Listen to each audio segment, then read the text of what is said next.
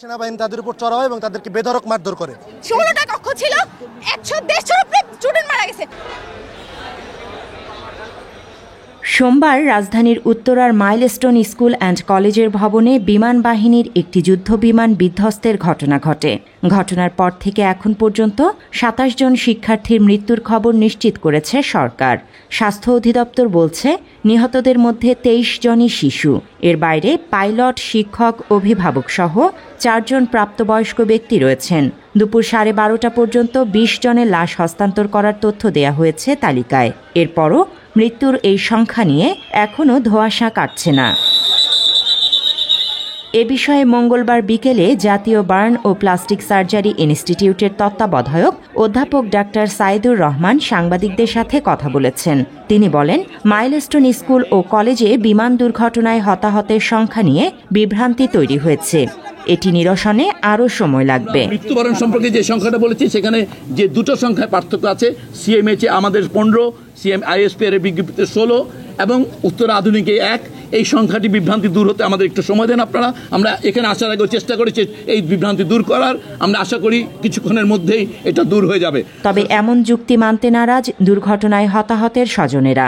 Burn ইনস্টিটিউটে আসা এক স্বজনের অভিযোগ, ক্লাসরুমে যারা নিহত হয়েছে এবং যাদের মরদেহ উদ্ধার করা সম্ভব হয়নি তাদের এখনো কোনো গণনার মধ্যে রাখা হয়নি। ওইখানে একটা রুম থেকে বাচ্চাদেরকে বের করতে পারে নাই।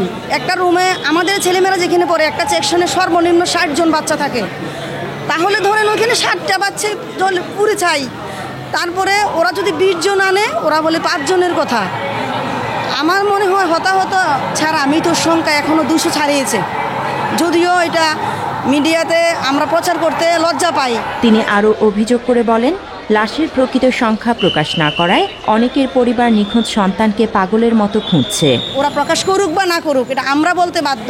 একটা শিক্ষা প্রতিষ্ঠানে একটা রুমে প্রতিটা সেকশনে 60 জন করে বাচ্চা থাকে, এর নিচে কোনো বাচ্চা নাই। তো তাইলে ওই রুম থেকে তো বাচ্চা বের করতে পারে না। ওই কি আপনি কালকে মিডিয়াতে আপনারা দেখছেন? তাইলে ওই রুমের বাচ্চাগুলি কোথায়? আপনি কি ওইটা কাউন্ট করবেন না? শুধু কি এনে হসপিটাল যেগুলি ভর্তি করছেন এগুলি বাচ্চা মারা গেছে, অসুস্থ হয়েছে আরও অনেক।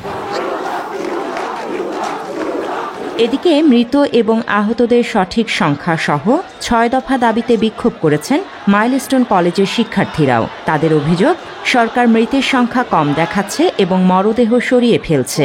বিভিন্ন গণমাধ্যম যখন ওদেরকে জিজ্ঞেস করছিল ডেথ কাউন্ট কত মানুষ মারা গেছে, তখন তারা বলতেছে যে 2 থেকে 3 জন। তো এরই মধ্যে আমার ফ্রেন্ড যে সাফায়েত ও পাশে দাঁড়ানো ছিল, ওরা দাঁড়ানোর পরে ওরা এক পর্যায়ে বলে যে ও বলছে যে এখানে তো আমি 20-30 জনের বেশি লাশ তো আমিই সরাইলাম, এখানে তাহলে 2-3 জন কিভাবে হয়?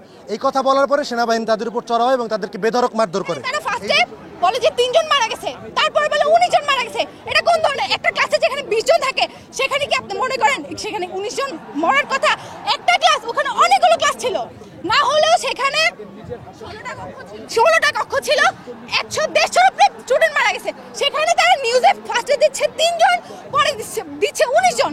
এসব কোন ধরনের? ক্লাস প্রতি সেকশনে কম হলো 30 থেকে 35 জন, কারণ 3টা ক্লাসে একদম ডিরেক্ট হামলা করছে। এগুলো তো মানে লাশ ওরা বলতেছে 5 জন, 6 জন, 20 জন, এগুলোর কোনো মান হয় না। কম হলো 100+ মারা গেছে। এখানে লাশের সংখ্যাটা মিডিয়া থেকে আমাদেরকে খুব কম প্রকাশ করা হচ্ছে। যেমন আজকে সকালের লাস্ট আপডেটে জানতে পারলাম 27 জন, কিন্তু আমরা যেখানে উপস্থিত ছিলাম, আমরা কালকে ছিলাম প্রত্যক্ষদর্শী, আমরা চাক্ষুষ প্রমাণ।